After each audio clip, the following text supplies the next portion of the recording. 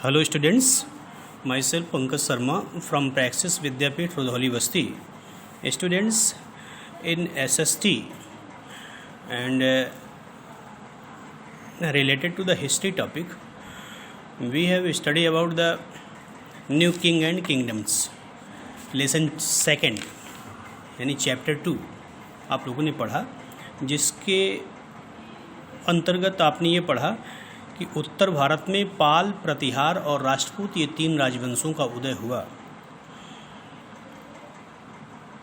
और उनमें कन्नौज को लेकर के कॉन्फ्लिक्ट हुआ।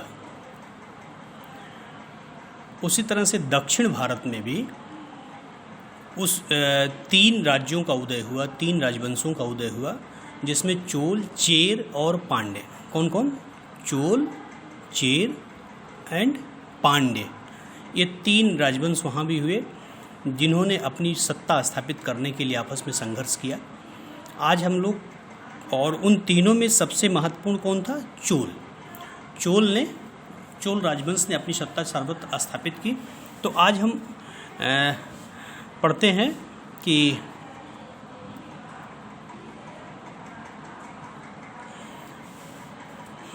आज हम चोल वंश पढ़ते हैं, चोल डायनेस्टी को। देखिए, case study of Cholas. Cholas around the same time there were the Pallavas, Pandya and Cholas in South India. Pallava राजवंश, जिसको चेर राजवंश बोलते हैं, फिर पांड्य राजवंश और चोल राजवंश साउथ इंडिया में इमर्ज हुए। These 3 kingdoms were constantly at war to expand their boundaries. ये तीनों किंगडम भी लगातार युद्ध में रत रहे अपने राज्य की सीमा को बढ़ाने के लिए। Under the Cholas, establishment of certain institutions along with the emergence of certain cultural form determined the pattern of living in the south and partially influenced lifestyle elsewhere in the peninsula. जैसा कि मैंने पहले बताया कि चोल सबसे महत्वपूर्ण था, उनके सामाजिक, राजनैतिक और आर्थिक सुधार बहुत ज़बरदस्त थे। तो इनके चोल राजवंश के शासनकाल में कुछ विशेष प्रकार की संस्थाएं इन लोगों ने स्थापित किया, जो इनके राजनैतिक, इनके सामाजिक, इनके आर्थिक डेवलपमेंट में बहुत ही महत्वपूर्ण भूमिका अदा की। और आगे चल कर के भारत के अन्य राजवंशों ने यहाँ से उस पैटर्न को, उस व्यवस्था को अडॉप्ट किया। Right, the region of Cholas also saw an active interaction with South East Asia. जो चोल रीजन था, चोल स्टेट था, वो साउथ एशिया के विभिन्न देशों के साथ भी अपनी राजनैतिक संबंध स्थापित किए। और ये राजनैतिक संबंध आगे, यही एक कारण था जो चोल राजवंश के अभ्युदय का तथा उसके एक्सपेंशन का बहुत ही महत्वपूर्ण कारण था। किसी भी देश का, किसी भी स्टेट का, किसी भी राज्य का सबसे इम्पॉर्टेंट पक्ष अगर होता है तो इकोनॉमिक पक्ष होता है। इकोनॉमिक फेज अगर किसी भी स्टेट का सबसे मजबूत है तो social and political phase already strong हो जाएगा। तो इन्होंने साउथ ईस्ट एशिया के साथ व्यापारिक संबंध भी बनाए। Though Cholas were for the most important dynasty in the subcontinent at this time. मैंने पहले बताया कि उस क्षेत्र में, यानी दक्षिण भारत में, Cholas dynasty is very important dynasty. In the 9th century the Pallavas were defeated and uprooted by the Cholas. 9वीं शताब्दी में मैंने पहले क्या बताया, चोल, चेर और पांड्य, जो पल्लव वंश था वो चेर कहलाता था। तो चोर, चेल एंड पांड्य यानी पल्लव राजवंश को चोलों ने क्या किया? अपरूट कर दिया, उखाड़ फेंक दिया दक्षिण भारत से। Who emerge as a dominant power in the south. वो बहुत ही महत्वपूर्ण शक्ति के रूप में साउथ में प्रकट हो रहा था, अपना एक्सपेंशन कर रहा था, लेकिन चोल राजाओं ने पल्लव राजाओं को उखाड़ फेंका, उन्हें समाप्त कर दिया। In the middle of 19th century Vijayalaya of the Cholas dynasty conquered the region of Thanjavur.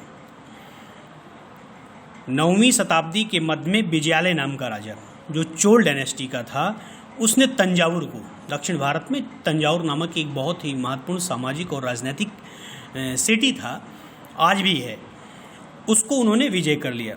From Thanjavur the Cholas spread northward annexing in the 10th century, और तंजावुर से उन्हें मौका मिल गया नॉर्थ की तरफ बढ़ने का।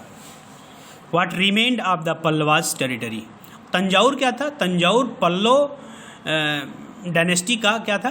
टेरिटरी था, उपनिवेश था।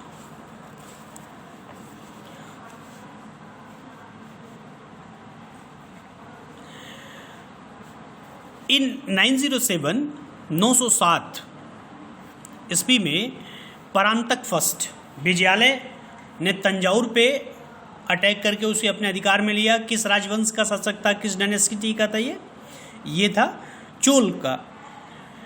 अब उसका एक दूसरा शासक 907 में आता है जिसका नाम है Parantaka first. Came to power, वो गद्दी पर बैठा and ruled for almost half a century, लगभग आधी शताब्दी, 50 वर्ष तक इसने शासन किया। किसने? परांतक फर्स्ट ने। He did consolidate the Chola rule in the face of Rashtrakuta and Pandya adversities. इसने राष्ट्रकूट वंश जो उत्तर भारत का था और पांड एडवर्सिटीज जो थी उनसे भी आगे बढ़ करके उनसे भी आगे बढ़ करके अपने चोल साम्राज्य का विस्तार किया और सामाजिक, राजनीतिक और आर्थिक तीनों लेवल पे वो आगे बढ़ा। The Chola region was formally established with the accession of Rajaraja to the throne. अगर हम चोल स्टेट की बात करें तो मुख्य रूप से चोल स्टेट जो है उस वंश का एक शासक था राजराजा, जो कि 985 से 1014 तक शासन किया और इसके शासनकाल में चोल वंश अपने चरम पर था। Later his son and successor Rajendra, इसका पुत्र और इसका उत्तराधिकारी, सक्सेसर मीन्स होता उत्तराधिकारी, जिसका नाम था Rajendra, consolidated and establish the Cholas rule. उसने चोल के शासन को इस्टेब्लिश किया, स्थापित किया और ही अधिक पावर के साथ। Their region were marked by the extensive campaigns in all direction. Rajendra जो था उसके राज्य में, उसके शासनकाल में सभी डायरेक्शन में, नॉर्थ ईस्ट साउथ वेस्ट, चारों डायरेक्शन में कैंपेन हुए, अर्थात मिलिट्री एक्शन लिए गए और इसने अपने राज्य का विस्तार किया। They first attack the alliance of the Cheras in Kerala. Kerala में चेर वंश का शासन था और राजेंद्र ने सबसे पहले केरल पर अटैक किया। किस वंश के राजा के ऊपर? चेर वंश के। फिर श्रीलंका, उसने श्रीलंका पे भी अटैक किया, समुद्र पार करके भी अटैक किया। ये चीज़ ये दर्शाता है कि इसकी नौसेना बहुत ही सुदृढ़ थी। एंड पांड्य पे किया in order to break their monopoly of trade with West Asia. और ऐसा इसने किस लिए किया कि चेर और पांड्य राजाओं के एशिया, वेस्ट एशिया के साथ जो व्यापारिक संबंध थे या व्यापारिक सुविधा थी, उसको ब्रेक करने के लिए इसने इन पे प्रथम आक्रमण किया। In 1021 to 1022 the famous northern campaign were launch. 1021 से लेकर के 1022 तक नॉर्थ के साइड में, यानी उत्तर के साइड में इसने अपनी सेनाओं को बढ़ाया, वहाँ पे अटैक किया। In this campaign Rajendra reach to the north of country. और अपने इस कैंपेन में, अपने इस आक्रमण में देश के नॉर्थ साइड तक पहुँच गया, यहाँ तक कि गंगा के किनारे तक पहुँच गया। He led an expedition through Odisha and reach to the bank of Ganga. उसने ओडिशा को पर अपना अधिकार किया और गंगा के किनारे तक पहुंच गया। He even went on the overseas expedition against the king of Srivijayalaya in South East Asia.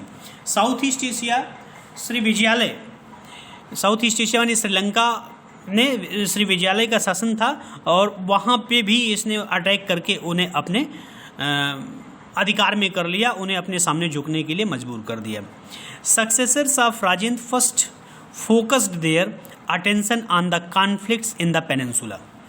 Rajendra first के बाद जो उसके सक्सेसर हुए, उसके जो उत्तराधिकारी हुए, उस प्रायद्वीपीय क्षेत्र में जो कॉन्फ्लिक्ट था, जो संघर्ष था छोटे छोटे राजाओं के बीच में, उस पे उन्होंने अपना ध्यान आकृष्ट किया, उस पे केंद्रित किया. However it lessened in intensity during the region of the कोलोतुंगा.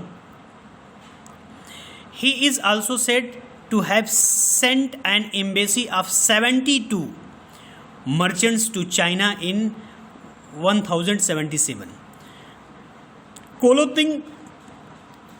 कोलोतुंग इस राजेंद्र का सक्सेसर था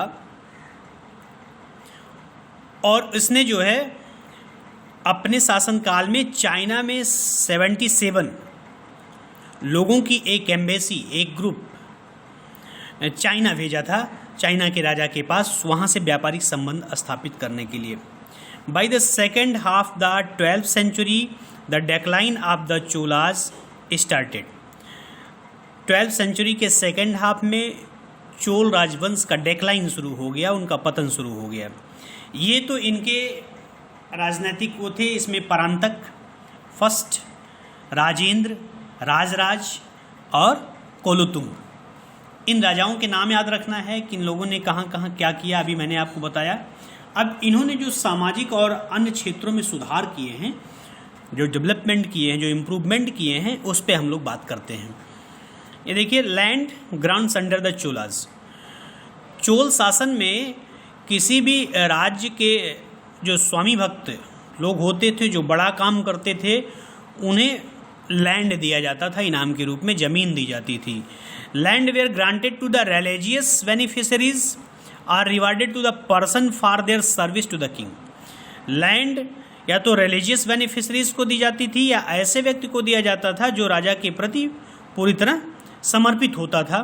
the land granted was often wet land and was already under cultivation. Wet land माने जो उपजाऊ भूमि है और जहाँ पे कल्टीवेशन हो सकता था, ऐसी भूमि दान में दी जाती थी. एंड इरिगेशन फैकल्टीज, जहाँ पे सिंचाई की सुविधा होती थी. Land was granted as a large scale. बहुत बड़ी संख्या में लैंड दिया गया रिवार्ड के रूप में. The two land owning class, दो वर्ग थे जिन्हें लैंड ज़्यादा मिला. पहले थे ब्राह्मण्स और दूसरे थे वेल्लार्स. वेल्लार वहाँ की स्थानीय भाषा है. वेल्लार मीन्स होता है किसान. क्या होता है? किसान. वेल्लार मीन्स किसान. ये तो हुआ कि कैसे वो अपने स्टेट में अपने स्वामी भक्त लोगों को जमीन दान देते थे, कैसे रिवार्ड करते थे. दूसरा, अब आप आइए देखते हैं एग्रीकल्चर की क्या स्थिति थी चोल शासन में दक्षिण भारत में. The Cholas had an impressive irrigation system consisting of dams on rivers which must have been controlled by the states. चोलों के पास एक बहुत ही प्रभावशाली इरिगेशन सिस्टम था. इरिगेशन मीन्स सिंचाई की व्यवस्था थी, और उन लोगों ने क्या किया था, नदियों पर डैम्स बना करके पानी को संरक्षित कर रखा था, और इसका पूरा कंट्रोल राज्य के पास होता था. Irrigation definitely involve organisation of labour at the village level. और इरिगेशन की जो व्यवस्था थी वो गाँव के लेवल पे एक लेबर ऑर्गेनाइजेशन बनाया गया था. गाँव की एक समिति थी, उसी के दिशा निर्देश में इरिगेशन का पूरा काम होता था. And also across the villages, गांव के लेवल पर तथा गांव का ग्रुप बना हुआ था. अभी आगे आप पढ़ेंगे. This means that land owners must have exerted control over the peasants. Land owner जो थे उनका कंट्रोल किसानों पे था. To force them into the organised labour. किस लिए? कि उन्हें ऑर्गेनाइज्ड लेबर, कोई नहीं कि अपना अपना ही काम हो. नहीं, अगर किसी की सिंचाई नहर खुली तो नहर में उस खुलने के समय पे सभी लोगों की सिंचाई व्यवस्था, सिंचाई होनी चाहिए, सभी की बुआई समान रूप से होनी चाहिए, सभी यानी सब लोग एक साथ सेंट्रलाइज लेबर के रूप में काम करते थे. अब आते हैं, देखते हैं एडमिनिस्ट्रेशन क्या था इन लोगों का. The Chola states were organised into the territorial administrative unit. ये उपनिवेशीय प्रशासनिक व्यवस्था में बंटे हुए थे, अर्थात इन्होंने अपने स्टेट को कई पार्टों में बांट रखा था, छोटे छोटे पार्ट में। जैसे आज आपके यहाँ शासन की व्यवस्था कैसी है, सबसे पहले ग्राम लेवल पे है, ग्राम से फिर ग्राम पंचायत, फिर न्याय पंचायत, फिर जिला पंचायत, फिर आपका डिस्ट्रिक्ट लेवल पे आता है, फिर स्टेट लेवल पे आता है। इस तरह से इन्होंने भी अपने स्टेट को बांट के रखा था। The Cholas were organised into territorial administrative units. There was standardized taxation. इनके यहाँ टैक्सेशन की व्यवस्था बहुत ही स्टैंडर्ड थी, टैक्सेशन की व्यवस्था वेरी स्टैंडर्ड व्यवस्था थी। Village assembly was central to the Chola administration. ध्यान रखिए, चोल राजाओं ने गांव के ऊपर विशेष ध्यान दिया, यानी गांव में एक असेंबली होती थी जो इनके शासन का सेंटर होता था। Royal officials did participate in the village assembly. Gram sabha में जो राज्य के अधिकारी होते थे वो इसमें भाग तो लेते थे, बट वो आदेश नहीं दे सकते थे, ओनली एज एडवाइजर्स। वो एडवाइस करते थे या ऑब्जर्व, या वहाँ से कुछ चीज़ें ऑब्जर्व करते थे। The village assembly enjoyed a fair amount of self governance, और वो सेल्फ गवर्नेंस अर्थात स्वयं का शासन, स्वयं के शासन का पूरा विलेज असेंबली इंजॉय करती थी। विलेज में पूरी तरह शासन व्यवस्था का उत्तरदायित्व तो विलेज असेंबली पर थी। Large villages were divided into the small division. जो बड़े गांव थे उन्हें छोटे डिवीजन में बांटा गया था। Each with the smaller assembly representing it's house hold, और प्रत्येक गाँव में छोटे छोटे असेंबली बनाए गए थे। People practising the same profession staying near each other, एक दूसरे के सपोर्ट में हमेशा रहते थे। So assemblies came to control production. इस तरह से ये असेंबलीज जो होती थी ये गांव में होने वाले प्रोडक्शन को कंट्रोल करती थी। The function of these assemblies differed according to the local condition. लेकिन इन असेंबली के ऊपर राज्य के द्वारा बनाया गया शासन नहीं था, वहाँ के लोकल कंडीशन के हिसाब से वो अपने रूल्स, राजा ने उनको छूट दे रखी थी और लोकल कंडीशंस के हिसाब से अपने रूल्स डिसाइड कर रखे थे। Members comprised adult males and heads of the household in the village. Sometimes they formed a small executive body, और कभी कभी कहीं कहीं पे तो स्मॉल एग्जीक्यूटिव बॉडी भी स्थापित की गई थी गांव में, for taking decision on routine matters पर डिसीजन लेने के लिए। द सभा हैड द सेम सिस्टम। वहाँ पे सभा, गांव में सभा होती थी, जो असेंबली होती थी उसके नीचे एक सभा नाम की संस्था बनाई गई थी। And in addition could constitute committee, और सभा के लिए छोटी छोटी कमेटियाँ बनी थी। फ्रॉम एमंगस्ट इस्ट मेंबर्स फॉर स्पेशलाइज्ड वर्क, और सभा में जो मेंबर्स होते थे उनके अलग अलग स्पेशल वर्क होते थे। Villages were grouped together under the Nadu. Village जो है कई गाँवों को मिला करके एक ग्रुप बनाया गया था, उस ग्रुप का नाम था क्या? नाडू। क्या नाम था? गांव के समूह को मिला करके बनने वाले ग्रुप का नाम नाडू था। Nagaram were centre of exchange and came into the nadu, और नाडू के बीच में एक नगर होता था जो एक्सचेंज यानी व्यापारिक एक्सचेंज का सेंटर होता था। यानी नाडू जो होते थे गांव के कई 100-200 गांवों का एक समूह होता, तो उसके बीच में एक नगर या दो नगर होते थे, उसे नगरम कहते थे। और वहाँ पे इन सारे गांवों के व्यापारिक और सामाजिक गतिविधियाँ सेंट्रलाइज होती थीं। एक ग्रुप ऑफ नाडू फॉर्म वलनाडू, और नाडुओं का जो ग्रुप होता, कई नाडुओं को मिला करके एक वलनाडु बनाया गया था। क्या बनाया गया था? वलनाडु। यानी गाँव को मिला करके नाडू, नाडू को मिला करके वलनाडु। ए नंबर ऑफ वलनाडुज मेड महामंडलम, और वलनाडुओं को मिला करके क्या बनाया गया था? महामंडलम। यानी कहने का मतलब सबसे छोटी इकाई गांव, गांव को मिला करके नाडू, नाडू को मिला करके वलनाडु, और वलनाडु से भी बड़ी जो ग्रुप होती थी स्टेट की उसे हम बोलते थे उससे बोलते थे मंडलम। क्या बोलते थे? मंडलम। तो ग्राम, नाडू, वलनाडु, मंडलम, और नाडू के बीच में, एक नाडू के बीच में एक क्या होता था? नगरम होता था, नगर होता था, जहाँ पे उनकी सारी गतिविधियाँ, व्यापारिक गतिविधियाँ चलती थीं। The Uttar mirror inscription of Chingleput gives details information about the ways in which the sabha was organized. एक उत्तर मेरूर लेख मिला हुआ है। उत्तर मेरूर एक जगह है दक्षिण भारत का, वहाँ पे चोल साम्राज्य का एक लेख मिला, उसमें पूरे सभा और ग्राम की जो प्रशासनिक व्यवस्था थी सबका अच्छी तरीके से वर्णन है। Name of the people eligible to the members of the sabha were put into an earthen pot and were taken out of the draw of lots. जो सभा के लोग होते थे उनके नाम, उनके मेंबर्स के नाम, उनका पद वहाँ पे एक अर्थन पॉट पे लिखा हुआ मिला है। The criteria of the eligible as the member of the sabha were also laid down as follows. Sabha के जो मेंबर्स होते थे उनकी क्या क्राइटेरिया होती थी? Owners of the land from which land revenue is collected.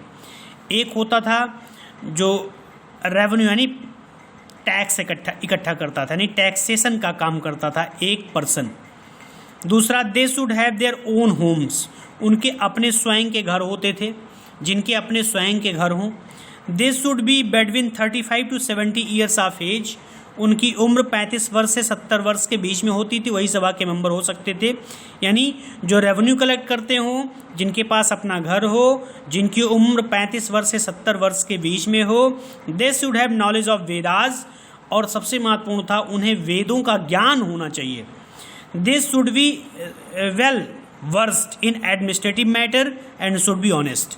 दूसरा, उन्हें ऑनेस्ट होना चाहिए। दूसरा, एडमिनिस्ट्रेटिव क्वालिटी उनके अंदर होनी चाहिए।